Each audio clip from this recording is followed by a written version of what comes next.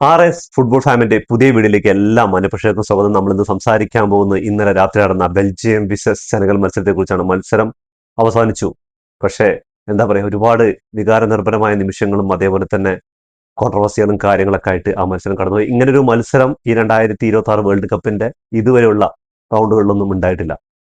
എന്താന്ന് പറഞ്ഞാല് 85 മിനിറ്റ് വരെ സെനഗൽ 2-0, അതേപോലെ കളിയിലും ഫുള്ളായിട്ട് ആധിപത്യം പുലർത്തിയ കളി.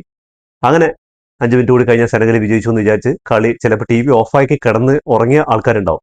പക്ഷേ 85 മിനിറ്റിൽ ലുക്കാക്കുവിലൂടെ ആദ്യ ഗോള്, രണ്ടാമത്തെ ഗോള് 89 മിനിറ്റിൽ, അങ്ങനെ 2-2 സമനിലയിൽ പോവാണ്. കളി എക്സ്ട്രാ ടൈം, ഇഞ്ചുറി ടൈമും കഴിഞ്ഞ് എക്സ്ട്രാ ടൈമിന്റെ ഓരോ മിനിറ്റുകൾ ഇങ്ങനെ കടന്നുകൊണ്ടിരിക്കുകയാണ്. അങ്ങനെ അവസാനം 118 എത്തിക്കുകയാണ്. അപ്പോഴും എന്താ പറഞ്ഞാൽ കളിയിൽ 80 മിനിറ്റ് വരെ ബെൽജിയം ചിത്രത്തിലില്ല. ബെൽജിയത്തിന്റെ മിസ് പാസുകളും അതേപോലെ പൊസിഷനിലായ്മയും അങ്ങനെ സെനഗൽ മൊത്തത്തിൽ കളി എന്താ പറയാ, കളി കൺട്രോളിൽ വെച്ച് അതേപോലെ കൗണ്ടറുകളും കാര്യങ്ങളായിട്ട് കിടിലൻ പെർഫോമൻസ് ആണ്. നമ്മുടെ കോർട്ടോയുടെ സേവുകളാണ് സത്യം പറഞ്ഞാൽ ഈ എന്താ പറയാ സെനഗലിനെ കൂടുതൽ ഗോൾ അടിക്കാതെ കഴിച്ചിലാക്കിയെന്ന് പറയാം. അങ്ങനെ കളി പോയിക്കൊണ്ടിരിക്കുന്ന സമയത്താണ് 118 മിനിറ്റിൽ ആ ഒരു പെനാൾട്ടി, വാർ ചെക്ക് ചെയ്ത് പെനാൾട്ടി കൊടുക്കുന്നത്.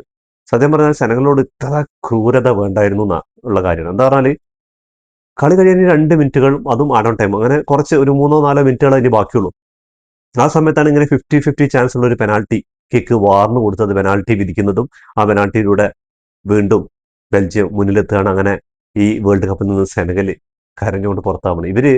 ബെൽജിയം ഇതിനു മുമ്പും 2018 വേൾഡ് കപ്പിൽ ജപ്പാനെ ഇതേപോലെ കംബാക്ക് അടിച്ചിട്ട് അവര് പുറത്താക്കിയിട്ടുണ്ട്. അതേപോലെ സെനഗൽ കണ്ണീരോടെ വിട പറഞ്ഞിരിക്കുകയാണ്. എനിക്ക് തോന്നുന്നത് ഇത് പെനാൾട്ടിക്കുള്ള കോളൊന്നുമല്ല, ഒരു 50-50 ചാൻസ് ആണ്. പക്ഷെ ഇങ്ങനെ ഒരു സിറ്റുവേഷനിൽ എന്താണ്, ആ ബോൾ പാസ് ചെയ്തിരിക്കുന്ന സമയത്ത് സെനഗലിന്റെ ഡിഫൻഡർ തട്ടിക്കളയാൻ നോക്കുന്ന സമയത്താണ് ബാക്കിൽ നിന്ന് ഓടി വന്ന ബെൽജിയത്തിന്റെ ക്യാപ്റ്റന്റെ കാലിൽ ടച്ച് ആവുന്നത്. അങ്ങനെ അവിടെ വീണിട്ട് ഫൗളാണ്. ആ ഫൗളിന് ശേഷം കിട്ടിയ ബോൾ അടിച്ചു കളഞ്ഞത് പെനാൾട്ടി ബാറിൽ തട്ടിയിട്ടാണ് പുറത്തു പോകുന്നത്. അങ്ങനെ എന്താ പറയാ, എന്റെ ഒരു അഭിപ്രായത്തിൽ 50-50 ചാൻസ് ആണ്. ഞാൻ റൂൾ പ്രകാരം ചിലപ്പോൾ അത് പെനാൾട്ടി ആയിരിക്കാം. നിങ്ങൾ അറിയുന്ന ഒരു കമന്റ് ബോക്സിൽ കമന്റ് ഇത് പെനാൾട്ടി ആണോ അല്ലേന്ന്. എന്തായാലും സെനഗല് നല്ല വൃത്തിക്ക് കളിച്ചു. എന്താ പറയാ, അവസാനത്തെ ആ ഒരു 10 മിനിറ്റ് ബെൽജിയത്തിൽ എനിക്ക് തോന്നുന്നു ബെൽജിയം 80 മിനിറ്റ് ആയപ്പോഴാണ് അവർ കളിയിലേക്ക് തിരിച്ചു വന്നത്. എന്താ പറയുക, കളി അപകടമണത്ത് ബെൽജിയം സെക്കൻഡ് ഹാഫിൽ തന്നെ ലുക്കാക്കുവിനെ കളത്തിലിറക്കിയിട്ടുണ്ടായിരുന്നു. പിന്നെ അതിനുശേഷം ഡിബ്രോയിനെയും അതേപോലെ തന്നെ ഡോക്കുവിനെയൊക്കെ സബ്സ്റ്റിറ്റ്യൂട്ട് ചെയ്ത ശേഷമാണ് ശരിക്കും കളിയിലേക്ക് ബെൽജിയം വരുന്നത്. എന്താണ്, ക്രിയേറ്റീവായിട്ട് മിഡ്ഫീൽഡ് കൈകാര്യം ചെയ്യാനും അതേപോലെ തന്നെ പാസുകളും അതേപോലെ സെറ്റ് പീസുകളൊക്കെ നിറഞ്ഞ് കളി രസമായത്. എന്താ പറയുക, കളി പിന്നെ എക്സ്ട്രാ ടൈമിലൊക്കെ രണ്ട് ടീമും നല്ല കളി കളിച്ചിട്ടുണ്ട്, രണ്ട് ടീമുകൾക്ക് അവസരം കിട്ടിയിട്ടുണ്ട്. പക്ഷെ ആ ഒരു 80 മിനിറ്റ് വരെ സത്യം പറഞ്ഞാൽ സെനഗലിന്റെ കൺട്രോളിലായിരുന്നു കളി. എന്ത് തേങ്ങയാണ് ഈ ബെൽജിയം കാട്ടുന്നതെന്ന് തന്നെ നമ്മൾ ചോദിച്ചു പോയി. നമ്മൾ TV ഒക്കെ ഓഫ് ചെയ്ത് കിടക്കാന്ന് വിചാരിച്ചാണ്, ഉറക്കം വന്നു തുടങ്ങി. അപ്പോഴാണ് 85 മിനിറ്റിൽ ഒരു കിടിലൻ, എന്താ പറഞ്ഞാൽ ആ ടൈമിൽ ലുക്കാക്കു ഇപ്പോൾ രണ്ടാമത്തെ മത്സരത്തിലാണ് ബെൽജിയത്തിന്റെ രക്ഷകനായിട്ട് വരുന്നത്. അങ്ങനെ അടിക്കുകയാണ്. അപ്പോഴും പിന്നെയും പ്രതീക്ഷയാണ്. എന്താണ്, ഒരു ഗോളിന് പുറകിലാണ്.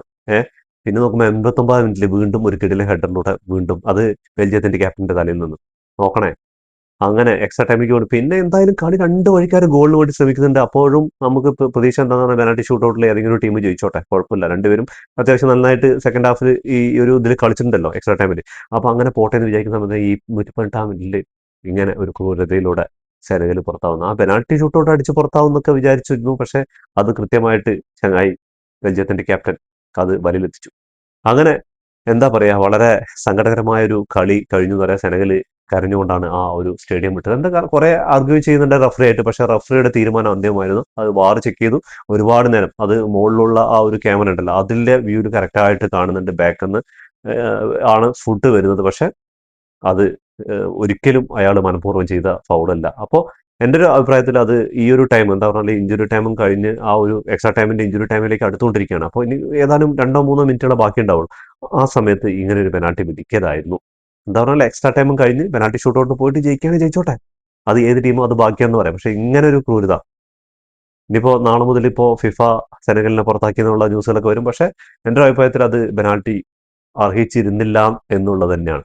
അങ്ങനെ അവസാനത്തെ 10 മിനിറ്റ് പൊരുതി കളിച്ച്, ഇതാണ് ഫുട്ബോൾ. ഫുട്ബോളിന് ഇങ്ങനെയുള്ള കുറച്ച് ക്രൂരതകളൊക്കെ ഉണ്ട്. അതേപോലെ അവസാനത്തെ 10 മിനിറ്റ് പൊരുതി കളിച്ച ബെൽജിയം കളിയിലേക്ക് തിരിച്ചു വരണം. അത് പെട്ടെന്ന് എത്ര പെട്ടെന്ന് ആ 2 ഗോൾ വീണത് ഒരു പിടിയുണ്ടായിരുന്നില്ല. 62 മിനിറ്റിൽ മോറിയാറേയും 77 മിനിറ്റിൽ മുനിയാറിനെയും കൊണ്ടുവന്ന ശേഷമാണ് കളി ബെൽജിയത്തിന്റെ കയ്യിൽ വരുന്നത്. ആ മുനിയറാണ് അസിസ്റ്റ് കൊടുക്കുന്നത് എന്നുള്ള കാര്യം കൂടി ആലോചിക്കണം. അപ്പോൾ ഈ ഒരു സബ്സ്റ്റിറ്റ്യൂട്ടുകൾ എന്തായാലും ബെൽജിയം ടീമിന്റെ എന്തായാലും കയ്യിൽ നിന്ന് കളി പോയി എന്ന് ലുക്കാക്കുനെ സെക്കൻഡ് ഹാഫിൽ ഇറക്കുന്നു. അതിനുശേഷം 55 മിനിറ്റിൽ ബാക്കിയോനെ സബ്സ്റ്റിറ്റ്യൂട്ട് ചെയ്യുന്നുണ്ട്. അങ്ങനെ സബ്സ്റ്റിറ്റ്യൂട്ടുകൾ ഇങ്ങനെ മിനിറ്റുകൾ 10 മിനിറ്റുകൾ കൂടുമ്പോൾ സബ്സ്റ്റിറ്റ്യൂട്ട് ഇറക്കിക്കൊണ്ടിരിക്കുകയാണ്. അങ്ങനെ കളിയുടെ മൊത്തം ഘടന 80 മിനിറ്റിന് ശേഷം മാറി എന്ന് പറയാം. ആ മാറിയിൽ തന്നെ 2 ഗോളുകൾ പിറക്കാണ്. ലുക്കാക്കു എത്രമാത്രം ഇവരുടെ നമ്പർ സ്ട്രൈക്കർ റോള് തിളങ്ങിയിട്ടുണ്ട് എന്നുള്ള കാര്യം എന്തായാലും ഈ കളിയോട് കൂടിയിട്ട് എല്ലാവർക്കും മനസ്സിലായിട്ടുണ്ടാവും. എന്താ കാരണം എന്ന് പറഞ്ഞാൽ നിർണായക ഘട്ടത്തിൽ ചങ്ങായി ഗോൾ കഴിഞ്ഞ ഒരു മത്സരത്തിൽ ഗോൾ അടിച്ചില്ല. ആ ഗോളിലേക്കുള്ള ഒരു ചാൻസ് ആണ് ക്രിയേറ്റ് ചെയ്തത്. ആ ഒരു അറ്റംപ്റ്റ് ആണ് ആ ഒരു ഗോളായി മാറിയത് എന്നുള്ള കാര്യം ആലോചിക്കണം. അപ്പൊ നമുക്ക് ഇവരുടെ സ്റ്റാറ്റിസ്റ്റിക് ഒന്ന് പോയി കഴിഞ്ഞാൽ സ്റ്റാറ്റിസ് നോക്കി കഴിഞ്ഞാൽ ഏകദേശം നമുക്കൊന്നും തുല്യമായ കളി നോക്കും. പക്ഷെ അത് സെക്കൻഡ് ഹാഫിന് ശേഷം 80 മിനിറ്റുകൾ ശേഷമാണ് ബെൽജിയത്തിന്റെ കളി തിരിച്ചു വന്നത്. സ്റ്റാറ്റിസ് നോക്കുകയാണെങ്കിൽ ഏറ്റവും കൂടുതൽ 21 ഷോട്ടുകളാണ് ബെൽജിയം എടുത്തുള്ളത്. അതിൽ 5 ഓൺ ടാർജറ്റിക്കാണ്. സെനഗലിന്റെ ഭാഗത്ത് നോക്കുകയാണെങ്കിൽ 19 ഷോട്ടുകൾ എടുത്തുള്ളത്. അതിൽ 5 ഓൺ ടാർജറ്റിക്കാണ്. 53% പൊസിഷൻ ബെൽജിയത്തിന്റെ ഭാഗത്തുണ്ടായിരുന്നു. 47% സെനഗലിന്റെ ഭാഗത്തുണ്ടായിരുന്നു. 629 പാസുകൾ ബെൽജിയം കംപ്ലീറ്റ് ചെയ്തപ്പോൾ 553 പാസുകൾ സെനഗൽ കംപ്ലീറ്റ് ചെയ്തു. പാസിംഗ് കുറിച്ച് നോക്കുകയാണെങ്കിൽ 89ഉം 86ഉമാണ്. ഫൗളുകൾ കംപ്ലീറ്റ് ചെയ്ത് 22 ഫൗളുകൾ അവിടെ ബെൽജിയം കംപ്ലീറ്റ് ചെയ്തപ്പോൾ 11 ഫൗളുകളാണ് സെനഗൽ കംപ്ലീറ്റ് ചെയ്ത്. യെല്ലോ കാർഡ് 2 ടീമിനും ഓരോ യെല്ലോ കാർഡ് കിട്ടിയത്. കോർണേഴ്സ് നോക്കുകയാണെങ്കിൽ 4 കോർണേഴ്സ് ബെൽജിയം വിൻ ചെയ്തപ്പോൾ സെനഗൽ 2 കോർണേഴ്സ് വിൻ ചെയ്തിട്ടുള്ളൂ. കിട്ടിയ ചാൻസ് ഒക്കെ കിഡോസ്കി കളിയായിരുന്നു സെനഗലിന്റെ ഭാഗത്ത്. പക്ഷേ ഭാഗ്യം എന്നൊരു സംഭവം ഇവർക്ക് ഇതേപോലെ ഒരു സംഭവം ഉണ്ടായിരുന്നു.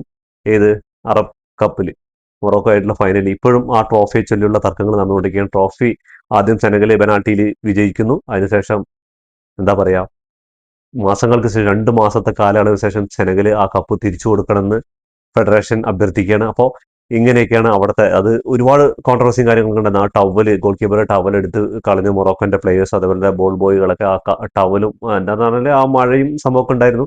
അതൊക്കെ തുടയ്ക്കാൻ വേണ്ടിയിട്ട് എടുത്ത് വെച്ച ടവലൊക്കെ എടുത്ത് അത് ഹക്കീമെ പോലുള്ള മൊറോക്കോയുടെ ക്യാപ്റ്റൻ ആളടക്കം ചെയ്തിട്ടുണ്ട്. എന്താ പറഞ്ഞാൽ അവര് ആരോപിക്കുന്ന കാര്യം എന്ന് പറഞ്ഞാൽ ഇവിടെ എന്താണ് ഈ ഒരു ടവലില് കൂടോത്രം കാര്യങ്ങളൊക്കെ ഉണ്ടെന്നാണ്. അങ്ങനെയുള്ള കാര്യങ്ങളൊക്കെ കാരണം ഒരുപാട് കോൺട്രവേഴ്സി ആ ഫൈനലിൽ സെനഗലായിരുന്നു ചാമ്പ്യന്മാരായിട്ട് വന്നത്. അത് മാസങ്ങൾക്ക് ശേഷം വീണ്ടും അത് മൊറോക്കോയാണ് ചാമ്പ്യന്മാരായിട്ട് പ്രഖ്യാപിക്കുന്നത്. ഇപ്പോഴും ആ ട്രോഫി കൊടുത്തിട്ടുണ്ടോ ഇല്ലയോ എന്ന് അറിയില്ല. അത് അറിയുന്ന ഒരു കമന്റ് ബോക്സിൽ കമന്റ് ചെയ്യുക. അപ്പോൾ എന്തായാലും നിർഭാഗ്യം ഇങ്ങനെയുള്ള ചില ക്രൂരതകളൊക്കെ ഫുട്ബോൾ കളിയിൽ കാണേണ്ടി വരുന്നുള്ളതാണ്. എന്തായാലും ക്യാപ്റ്റന്മാർ തുടങ്ങിയ ദിവസമാണ് ഹാരി കെയ്ൻ ഇംഗ്ലണ്ടിനോട് 2 ഗോൾ അടിച്ചപ്പോൾ ഇവിടെ നമ്മുടെ ആരാണ് ബെൽജിയത്തിന്റെ ക്യാപ്റ്റൻ 2 ഗോൾ അടിച്ചിട്ട് ഡബിൾ അടിച്ചിട്ട് ഇന്ന് ഈ കളിയിൽ സെനഗലിനെ പരാജയപ്പെടുത്തിയിട്ട് ബെൽജിയം അടുത്ത റൗണ്ടിലേക്ക് കടന്നിരിക്കുകയാണ്. അപ്പോൾ ഈ ഒരു കളിയും വെച്ച് ബെൽജിയം മുന്നോട്ട് പോകാൻ എത്രത്തോളം ഉണ്ടെന്ന് കണ്ടു തന്നെ അറിയണം. എന്താ പറഞ്ഞാൽ ബെൽജിയത്തിന്റെ ഈ അവസാനമുള്ള മത്സരങ്ങൾ നോക്കിയാൽ ഒരു കളി നല്ല കളി കളിച്ചാൽ അടുത്ത കളി മോശമാണ്. ഈ കളിയിൽ 80 മിനിറ്റ് വരെ മോശമായി കളിച്ച് 80 മിനിറ്റ് ശേഷം എക്സ്ട്രാ ടൈം നന്നായിട്ട് കളിച്ചിട്ടുണ്ടായിരുന്നു. അപ്പോൾ എന്തായാലും കാത്തിരുന്ന് കാണാം. ഇതോടുകൂടി അവസാനിക്കുന്ന ഫുട്ബോൾ ലോകത്തെ പുതിയ വിശേഷമായി വീണ്ടും കാണാം. ഈ വീഡിയോ ഇഷ്ടപ്പെട്ടാൽ ലൈക്ക് ചെയ്യുക, ഷെയർ ചെയ്യുക, സബ്സ്ക്രൈബ് ചെയ്യുക.